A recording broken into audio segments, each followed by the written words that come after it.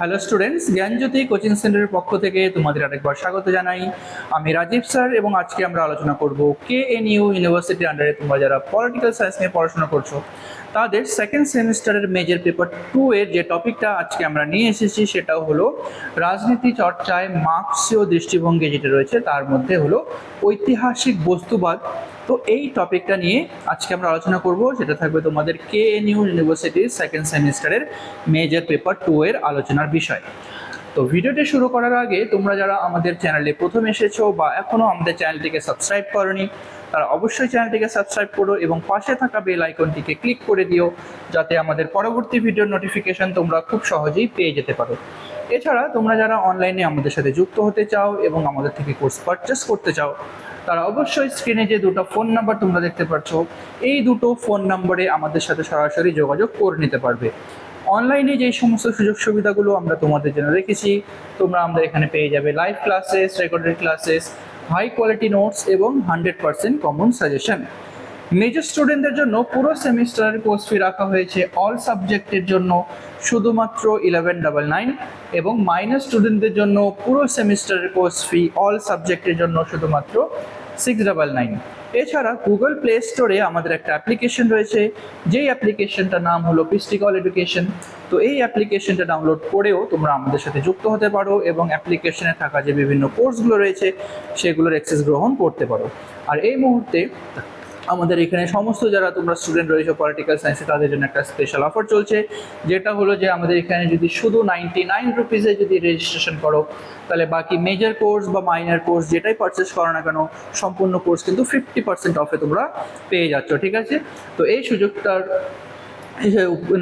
সুবিধা নেওয়ার জন্য আমাদের যে অফিসিয়াল নাম্বার আছে তোমরা এখনই কিন্তু সেখানে যোগাযোগ করে নিতে পারো। ঠিক আছে, আচ্ছা তো চলো এবার যে তোমাদের মেন টপিকটা রয়েছে, তো ঐতিহাসিক বস্তুবাদের মূল কথা তো মার্ক্সীয় দৃষ্টিভঙ্গি হিসেবে কি রয়েছে। ঠিক আছে, তো দেখো ইতিহাস কোনো আকস্মিক ঘটনা বা ঈশ্বরের ইচ্ছায় পরিচালিত নয়। ঠিক আছে, ইতিহাস কিন্তু কোনো একদিনে তৈরি হয়নি। ঠিক আছে, বা ঈশ্বর নিজের ইচ্ছা মতো এটাকে তৈরি করেনি।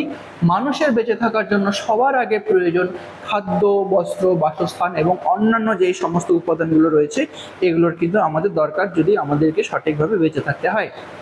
এই উপাদানগুলি উৎপাদন করতে গিয়ে মানুষ নিজেদের মধ্যে এক নির্দিষ্ট সম্পর্কে আবদ্ধ থাকে হয়ে যায়। ঠিক আছে, আমাদের যে মৌলিক চাহিদাগুলো খাদ্য, বস্ত্র, বাসস্থান, তো এই উপাদানগুলোকে সঠিকভাবে পরিচালনা করার জন্য বা উৎপাদন করার জন্য আমরা একে অপরের সাথে কিন্তু একটা সম্পর্কে আবদ্ধ হয়ে যাই। মার্ক্সের মতে এই বস্তুগত উপাদান পদ্ধতি এবং তার বিবর্তনই মানব ইতিহাসের গতিপথ এবং যে রাজনীতির চরিত্র রয়েছে এই রাজনীতির চরিত্রটাকে কিন্তু নির্ধারণ করে থাকে। ঠিক আছে, আচ্ছা তো এই তত্ত্বের প্রধান উপাদান সমূহ কি কি আছে দেখে নেওয়া যাক। তো প্রধান উপাদান সমূহের মধ্যে প্রথমটা উৎপাদনগত পদ্ধতি।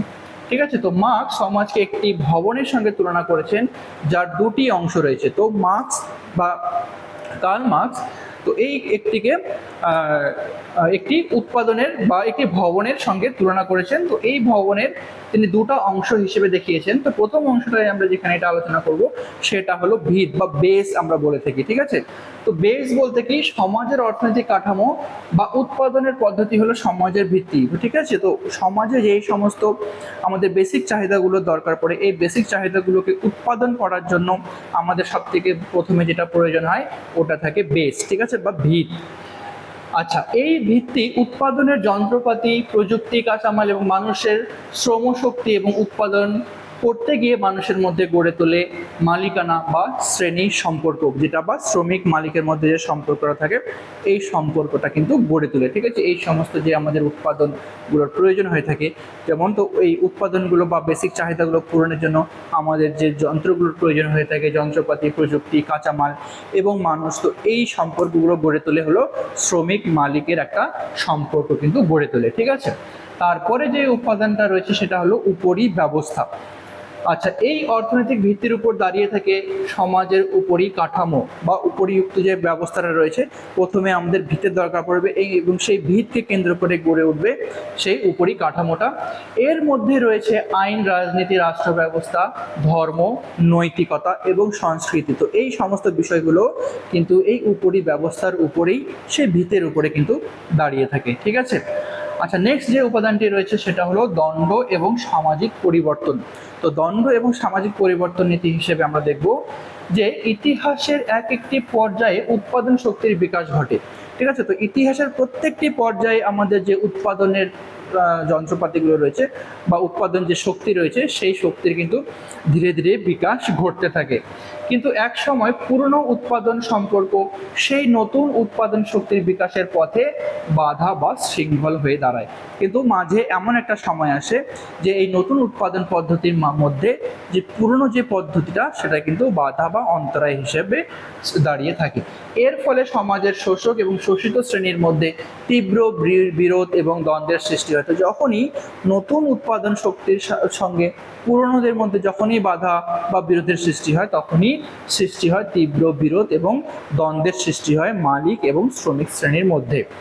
এই দ্বন্দ্বের চূড়ান্ত রূপ হলো সামাজিক বিপ্লব, যার মাধ্যমে পুরনো সমাজ ভেঙে নতুন সমাজ এবং নতুন রাজনৈতিক ব্যবস্থার জন্ম নেয়। তো যখনই এই দ্বন্দ্বটা শুরু হয় তখনই কিন্তু এই দ্বন্দ্বের মাধ্যমে নতুন সমাজ গঠিত হয় এবং নতুন রাজনৈতিক জীবন এখান থেকে কিন্তু গড়ে ওঠে। ঠিক আছে, তো এটাই ছিল আজকে তোমাদের আলোচনার বিষয়। ভিডিওটি ভালো লেগে থাকলে অবশ্যই লাইক আর কমেন্ট করো। দেখা হবে পরবর্তী ভিডিওতে নতুন কোনো টপিক নিয়ে। ততক্ষণ পর্যন্ত ভালো থেকো, সুস্থ থেকো।